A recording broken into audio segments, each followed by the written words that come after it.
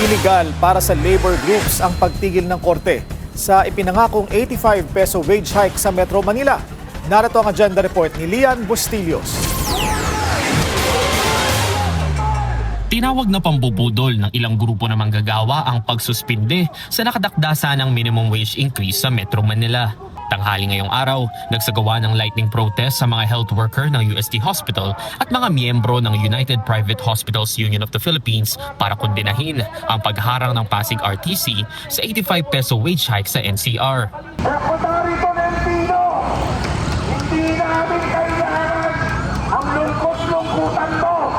Ito sa labor code, yung Article 126, diba? Ang linaw nun, dapat saklaw lang, may saklaw lang nito, dole lang. Pero ngayon, ang nakakalungkot, nangingialam na ang RTC ng Pasig.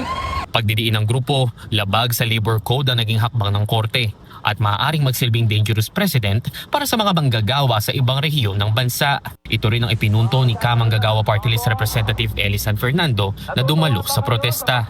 Article 126 ng Labor Code, Prohibition against Injunction.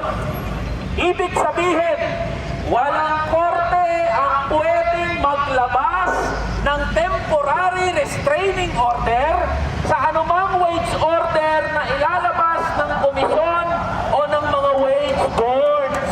Sinabi naman ni Labor Secretary Francis Tolentino na nakikipag-ugnayan na ang DOLE sa ibang key agencies kabilang ang OSG para panindigan ng wage order.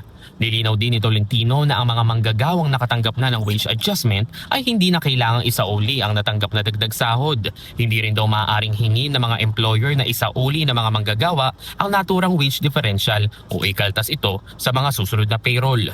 Para sa agenda, Lian Bustillos, Billionaire News Channel.